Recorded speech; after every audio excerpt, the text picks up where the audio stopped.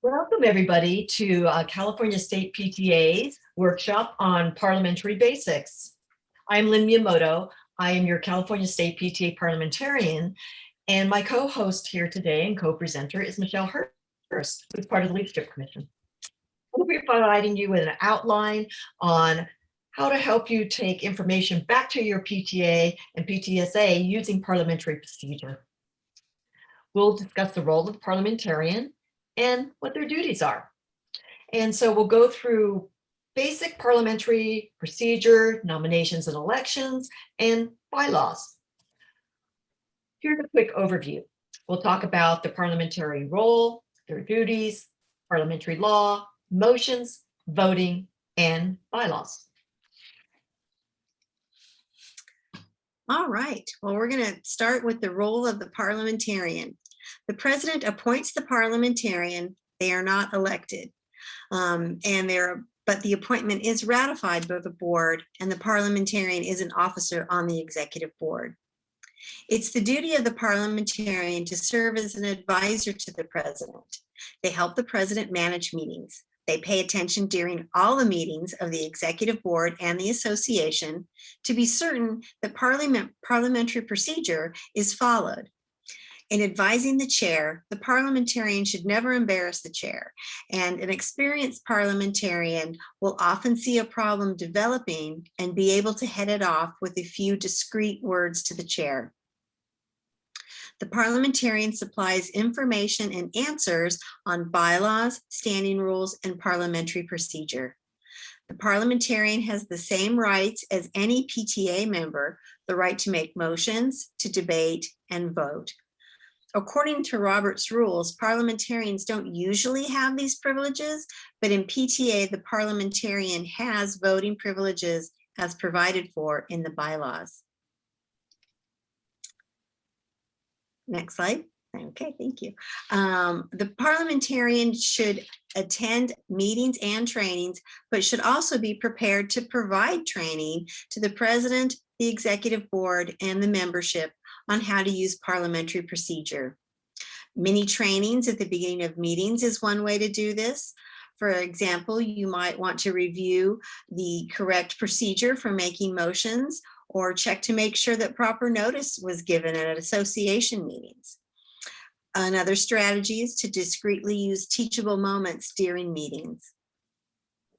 The parliamentarian acts as an assistant to the president.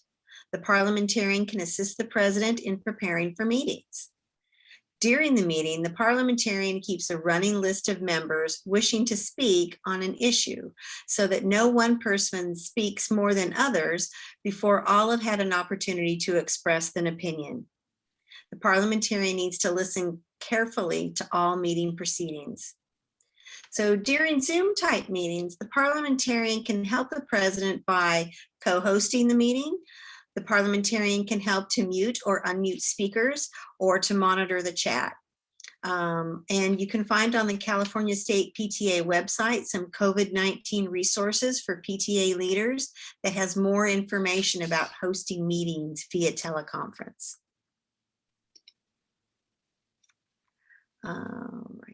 Parliamentarian, we're going to cover some of the other parliamentarians' duties. Along with the executive board, their duties are outlined in Article 6 of the bylaws, and you'll find more information on duties and responsibilities in the toolkit. The first thing a new parliamentarian should do is to read the bylaws and standing rules for their unit, council, or district. They should be familiar with Robert's Rules of Order, newly revised. We use the 12th edition, or Robert's Rules of Order in brief may be enough information. The parliamentarian should review the California State PTA toolkit and website, especially the sections that discuss bylaws, nominations and elections, and the parliamentarian's job description. The parliamentarian attends all meetings of the association and answers parliamentary questions as needed. The parliamentarian chairs the Bylaws Committee. The president appoints the members of the committee, usually 3 or 5 members, and along with the committee, they review the bylaws and standing rules annually. If changes or amendments are needed, the parliamentarian prepares them for submission through channels to the California State PTA parliamentarian, currently Lynn. Bylaws must be submitted at least every 5 years from the date last signed by the state parliamentarian. It's also a very good idea to review bylaws annually with the executive board. So the parliamentarian also has some duties related to the nominating committee, and Lynn is going to tell us more about that. Thank you, Michelle. So the parliamentarian needs to be prepared to read sections of the bylaws pertaining to nominations and elections at an association meeting. Really important to understand that the nominating committee is elected, not appointed. I'm going to say that one more time. Elected, not appointed. So you'll see in your bylaws, it will tell you the number of people that are on the nominating committee, as well as the number of alternates. So please be sure to review your bylaws before you elect your nominating committee. One thing that is really important is that the parliamentarian should go to the first meeting of the nominating committee. The parliamentarian will instruct the nominating committee about what their duties are, and also will reiterate the importance of confidentiality that the nominating committee must have when discussing potential individuals for the slate of offices.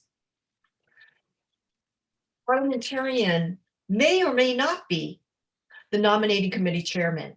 If they are elected to the nominating committee, then they will serve in that capacity. Again, the parliamentarian goes over committee procedure and again reminds the nominating committee of all the due dates that are involved, making sure that they meet the timeline to present the slate in time before the election. The slate has to be presented and posted 28 days prior to the election. So it's really critical that the nominating committee understands what the timeline is and what their duties are. The other thing that's really important is that the parliamentarian can also go over what the eligibility is for someone to be nominated. It's really important that you know if the individual has been a member for at least 30 days prior to being nominated in order to be on the slate. If they have not, then they should not be considered to be part of the slate. Really, really critical that the nominating committee understand this. So we have more information, of course, on our website about nominations and the committee and the procedure. So please go there if you want more information about that. The other thing that's really important, and it is sort of exemplified in this quote, is the importance of the nominating committee, because they hold the success to your PTA. They're the ones that choose who are going to be the leaders of your next PTA. And so they should do a really active recruitment to look for leaders that are reflective of your community. They should be looking in other areas of their community, perhaps where someone has already shown leadership skills.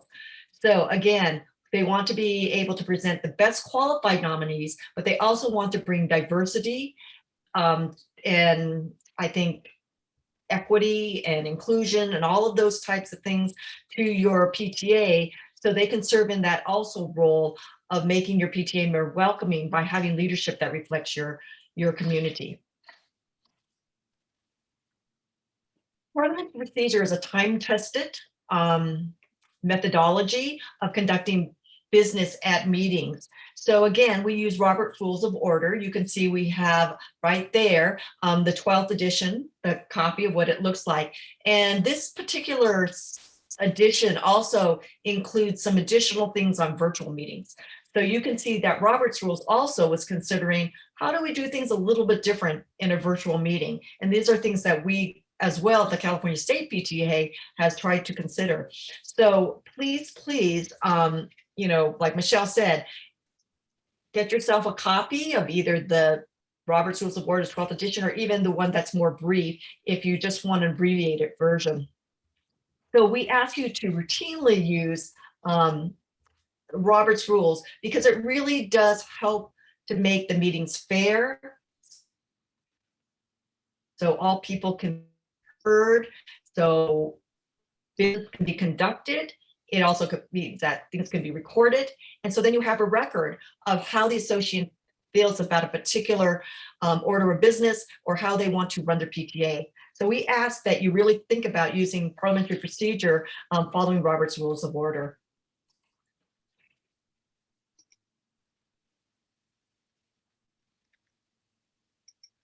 So I love this slide. It covers the basics of parliamentary law and the basic principles of parliamentary law. And the first one is order. We consider one piece of business at a time when we use Robert's Rules of Order. Also, we have equal opportunity with partiality to none. All members can pose motions, participate in debate, vote, and share in the organizational activities. Robert's Rules of Order also provides for justice. It ensures a fair meeting and a fair hearing for everyone and the protection of rights for everyone. All members have the right to ask questions and to fully understand what effect their vote will have. Any complex motion should be explained by the chair, and meetings should be conducted fairly, and procedural rules should be used as tools, never as weapons. Robert's Rules of Order provides for the right of the minority to be heard and for the right of the majority to decide, which is basic democratic rule.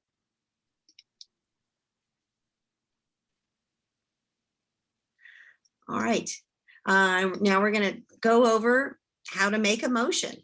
As parliamentarian, it's your job to help teach the members of your board and your membership how to use parliamentary procedures. And members get their say by making motions. So a motion is a proposal on which the membership take a stand or take an action on an issue. Members have the right to present motions, to second motions, to debate them, and to vote on them. Once the president or chair has acknowledged a member's desire to speak, the member makes a motion by stating, "I move." For example, "I move we have a parenting program in the park." The president may request that the motion be in writing, and I suspect the recording secretary might also appreciate the motion is in writing. Another member indicates interest in discussing the motion by stating, "I second the motion," or "second."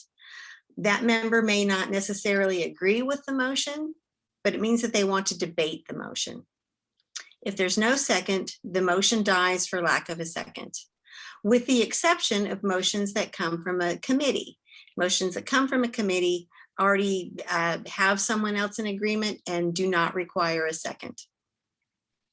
So the chair or the president restates the motion to ensure that all members understand what is going to be discussed. It has been moved and seconded that we have a parenting program in the park. The chair or president opens debate or discussion, saying, "Is there any discussion, or would you like to speak to your motion?" This is where the parliamentarian may make a list of speakers and keep track of how many people have spoken in favor or against the motion. After debate, the president asks, "Are you ready for the vote?" The motion before you is to have a parenting program in the park. All in favor say aye, and they pause for the vote. And all those opposed say no or nay. The chair announces the result. The motion is adopted or the motion has been defeated. Now I'm going to speak a little bit about how you can amend a motion. So you can amend a motion by inserting or adding words, striking words and inserting others, or substituting one paragraph for another. So I'd like to amend Michelle's main motion, and I am going to say that I move that we have a parenting program in the park starting on April 10th. So I believe, Michelle, this is an amendment, right? That would be specific and would be considered acceptable? Yes, it relates to the matter at hand. Okay, so I'm going to put a second motion on the floor here to amend, and I don't believe that this one would really be accepted. I move that we have a parenting program in the park, and I also want to paint the supply room red. Michelle, would that work? Yeah, no, those are two totally different topics. So those would be two different motions. You want to keep one order of business at a time. Great. So again, your motion must be related and specific to the main motion, meaning it must be germane, and it cannot be unrelated to the main motion. You can only have 2 amendments at one time. And again, you would vote first on the proposed amendment. Just like you went through, Michelle showed you how you went through the motions, the chair would do the same thing. And if the amendment was to be passed or approved, then you would go back to the main motion and then vote on the main motion as a whole, including the amended new portion of the main motion. So it's really important. Amendments can be debated and voted upon unless they're adopted by unanimous consent.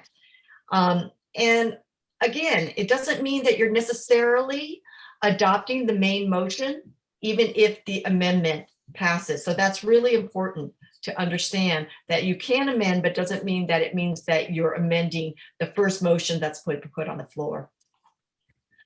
So this is a really important part, I think, is voting methodologies. And how we vote can become in different formats depending upon what the circumstance is. So you can see we have several methods of voting. We have a voice vote, we could have a show of hands to vote, we can have a roll call vote, a ballot, and a general consent vote. So most of the time we do voice votes. If in fact we can tell, or the chair can tell, how the body feels, they can ask, we're just gonna have people say if they're in favor and by saying aye, or if they're opposed by saying nay. Then usually the chair can hear which side probably has either more or more against, and then can make a determination whether the motion is passed or failed.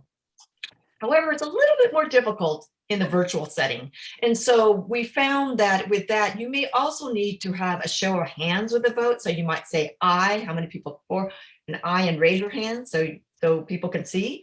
Sometimes you might use the reactions in, let's say if you're in Zoom, and to have the hand come up. But again, sometimes that's a little bit difficult to follow as well, as sometimes people's screens move around on their placement in Zoom. So sometimes we call for a roll call vote. That means calling out the member's name and asking them how they wish to vote on a particular motion. It is really important that someone has the membership roll of who is eligible to vote. Again, to be eligible to vote, you must be a member for at least 30 days. So usually the secretary has that thing, and they would call out the members' names. Many times we have a ballot vote when either there's something that is perhaps a little bit contentious, controversial, and people want to vote anonymously, but they still want to have their voice heard. So there can be a ballot vote on that. When there is an election, there can be a ballot vote if there is what we call like more than one person running for a particular office, meaning the nominating committee has presented a slate, but now there's a person who wants to run from the floor. And so now you have 2 people running for the same office. Then you use a ballot. And in the virtual setting, we have different methods as well in which you can vote. So earlier this year, we did a training on how you can do voting in a virtual meeting and how to hold an election. And there's different methodologies using either polling in Zoom, a Google form, or using SurveyMonkey. They all have, I think, pluses and minuses, and we ask you to please investigate and practice to see which one works for you best. But generally speaking, we find that if you put these in place and make sure that you put anonymous function on it, it works well. And also the function, so individuals can only vote once, because we want to make sure that you all have one vote per person, meaning that there's no proxy votes, and we'll talk about that later. You can also vote by general consent, meaning everybody agrees that perhaps something should be adopted and everybody is consenting to that. So as I said, we talk about a little bit about proxy voting. So what proxy voting means is that there's one vote per person, and that you cannot vote for someone who is not there. So for example, if I was to ask Michelle, I can't make the meeting, but I want you to vote for me, that would be prohibited. So please don't ask your friends to go and vote for you at a meeting. You must be in the meeting in order to vote. Actions that are taken in violation of the bylaws, are null and void, meaning that if there's something that's stated in your bylaws that was not followed, then you can go back and say, can we null and void that particular action? This comes up sometimes in elections. So for example, somebody runs from the floor, but they have not been a member for 30 days prior to nomination, but they get elected. And then nobody finds out till afterwards that they actually were not a member, or someone didn't realize that at the time of the elections and then brings it up later. That is one time when you can actually null and void an election, because our bylaws state that you must be a member for at least 30 days. The other thing would be is that we have here that non-members may not make motions, debate, or vote. But here's a great suggestion. Rather than telling people, oh, guess what? You're a non-member and we don't allow you to make motions, debate, or vote. We ask you to tell them, wow, you should be a member, because guess what? As a member, you have the privilege of being able to make motions, debate, and voting. And wouldn't you love to do that? So think of it in the positive way. Think of how you could include more people rather than using the negative. Michelle, you want to talk about bylaws? Yes, thank you. All right, so bylaws are a legally binding document, and there are rules that cannot be changed, and there's some rules that cannot be suspended. So as parliamentarian, you're the keeper of the unit's bylaws. The council parliamentarian will keep a copy of all the unit's bylaws, and the district parliamentarian should have everyone in the district's bylaws as well. The California State PTA bylaws can be found in the California State Toolkit, and National PTA's bylaws are on National PTA's website. And in California, the California Corporations Code requires each nonprofit to have current bylaws, as does National PTA. So the bylaws are the legally binding document of your unit, which provide the basic framework for the organization and how it functions. Because the bylaws for existing PTAs were adopted at the organizational meeting, anytime you make a change or an amendment to those bylaws, it requires a 2/3 vote of the membership and 30 days written notice to make those changes. Now, you can suspend standing rules that affect the procedures during a meeting, but you can never suspend the bylaws. All right, now we're going to kind of quickly go through the content of what is in bylaws. On the next slide, please. Thank you. All righty, so people tend to think of several things when they hear bylaws. They think restrictive rules and that type of thing, but really the bylaws are there for your benefit. You'll appreciate having the information to how to smoothly run your unit. So the cover page indicates the date your PTA was organized. The internal signature page indicates when the bylaws were last adopted, and bylaws should be reviewed each year and updated at least every 5 years or whenever changes are needed. Article 1 of the bylaws states the name of the organization as it was chartered. This is the legal PTA name, and it must appear on all legal documents such as minutes, tax filings, and any communication with state PTA. Article 2 states the purpose of the organization. The board should review this and make sure that the PTA's goals are in alignment with the purposes of PTA. Article 3 outlines the basic policies of the organization, that we are non-commercial, non-sectarian, and non-partisan policies. This also details what a unit or council would do if they were to be dissolved. Article 4 details membership and dues. It gives your information about your units per capita dues and how much of your dues are sent to your council, district, state, and national PTA. It also gives remittance deadlines and all pertinent information to membership.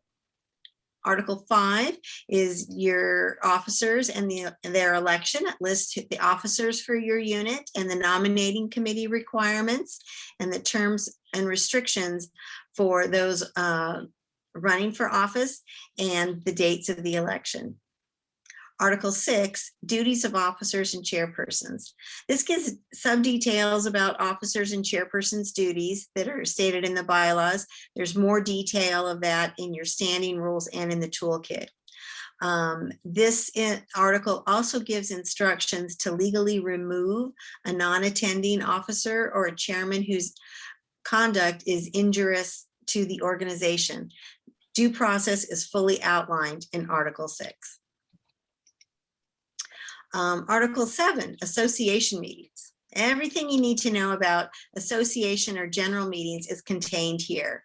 The month of the annual election meeting is there. Your required quorum, who can make motions, debate, and vote.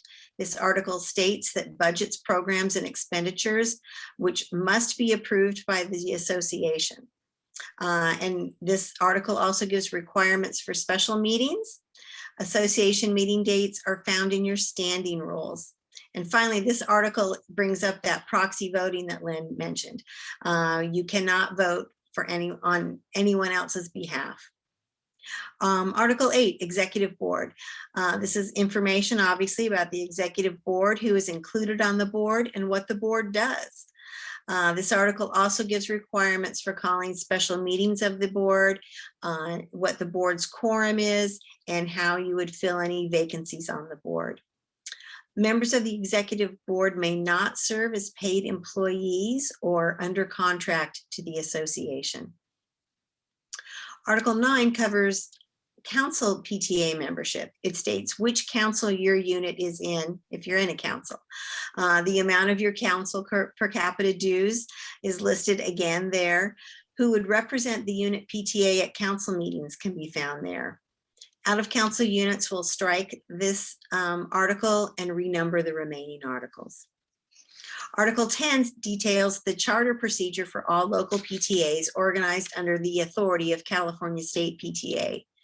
The requirement of constituent organizations and units in good standing information is found in Article 10.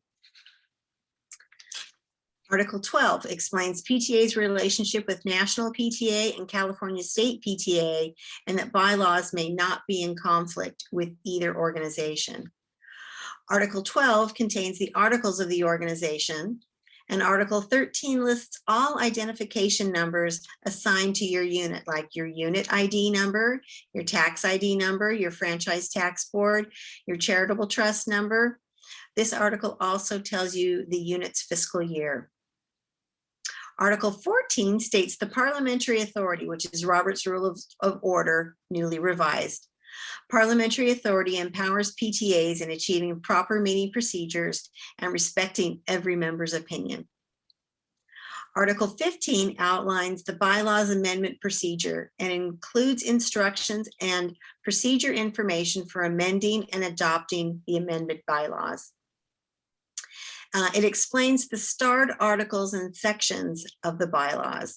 The requirements set forth by national PTA and California State PTA that are included in each set of bylaws are marked with a triple star. You may notice that in your bylaws. And requirements that are set out by California Corporate Code are marked with a double star. These double and triple star items cannot be changed and they must remain in your bylaws as is. Article 15 is also the signature page, and that includes the state parliamentarian signature, the date they last reviewed it, and that's the date that the recording secretary and the president will sign the bylaws when they are adopted at an association meeting. So following Article 15 are your standing rules. Bylaws describe the administrative essential basics of the organization, and the standing rules kind of give you the how. Bylaws state when the annual election meeting is held, but Standing Rule 7 tells you when meetings of the association are held, and Standing Rule 11 tells you when executive board meetings are. Bylaws identify the primary responsibility of officers, but standing rules give you more specific. information, like who are the authorized check signers. You'll also want to look in the toolkit for additional specific responsibilities of officers. Standing Rule 17 lists the standing committees. Those are committees that function all year long. I'm sorry, standing rules should also list items your unit may own. For example, it's not uncommon for elementary schools to own a popcorn machine or something like that. You want to list any property there. So standing rules cannot be in conflict with PTA bylaws or with PTA procedures or with anything in the toolkit. Standing rules can be amended by a 2/3 vote without advance notice or a majority vote with notice. And the standing rules, again, may be suspended for the duration of a single meeting with a 2/3 vote during that meeting. Okay. All right. That was a So, lot.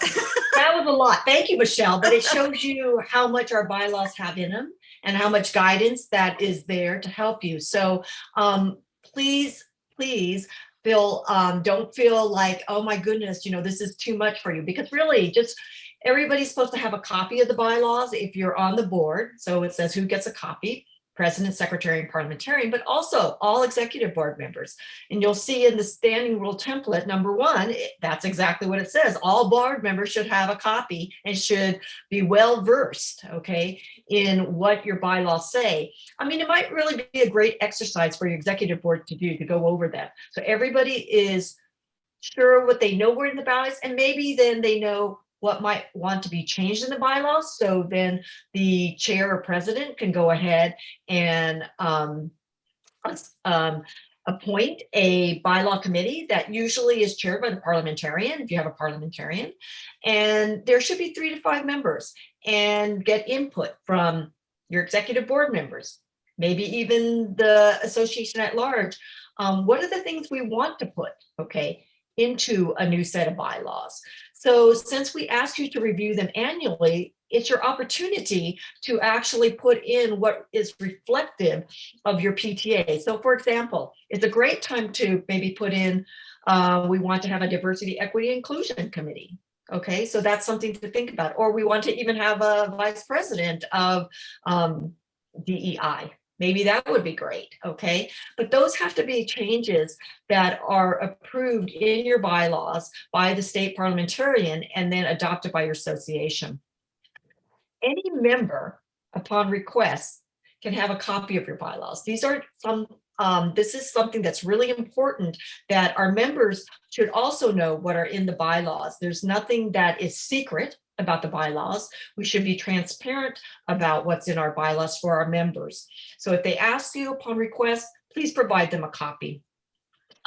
Again, you have to update your bylaws every 5 years, but we ask you to review them annually, because it's really important if you want to make changes. Let's say like membership dues. Can't change your membership dues unless you have approved set of bylaws. And again, as Michelle mentioned, there's that signature page, and you need to have your secretary and your president sign on the date that the association adopts, okay, the bylaws. You cannot implement them until it has been adopted by your association. So this is really great information that you'll read in your bylaws, so many things of how you do things. It's really a tool for you. It's not meant to be scary. It's really to help you run your meeting successfully. So you know your timeline of when your nominating committee is elected, when your election should take place, who are your officers, when meetings should take place, what are the duties of officers, which usually are the more detailed things are put in your standing rules, but really it's a guideline. And so what we ask for you to do is to go ahead and review them, send them up through channels, meaning that if you're a unit, you will send them to your council for review. The council will then review them, send them to the district. If you're out of council, you send them directly to the district. The district reviews them, and it is the district's responsibility to send them to the state office for review for the state parliamentarian, which is me this term, to review and look at them. And so we will usually confer with the district if there's any questions. as to, perhaps something in the bylaws, maybe it doesn't have quorum that seems quite correct, or maybe we're not quite clear in terms of standing rules. And so again, we asked you to go through channels, and then we asked you to send the signature pages back up the line, back up to your council and back up to the district, so they have a copy of it.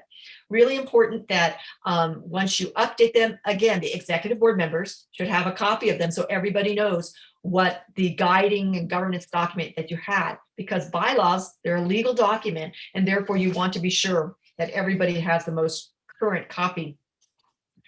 So we again have lots of resources, okay, at California State PTA, and here's some of them. We are also going to provide you with some other documents as well that you'll see that we think will help you in the process. But these are just a few things that you can go to the website to find. Parliamentary Procedure, Bylaws and Standing Rules, Nominations and Elections. And we do have a training video on how to hold a virtual election and how you can create those ballots, as we said, in a virtual election. And so please avail yourself of these resources. This is what we're here for. We're here to provide support to you. We're here to answer questions, but also please rely on your districts or your councils, because they have wonderful leadership at the local level that know actually what your local rules are, what maybe the timelines may be a little bit different than our state timelines of due dates. So you really want to confer with them. And they can help you through this process. You're not alone in doing this. And that, all of us learn by doing it many times, and all of us learn by listening to people that have done it before. And so we ask that you go ahead and contact your council or district. Because we think they're a great resource. And so basically in closing, I want to say thank you so much for attending today. We know you'll do a great job in running all of your meetings, and hopefully this is just little tidbits on how we can help you run them a little bit more smoothly. Michelle, would you like to have any last words for all of our attendees today?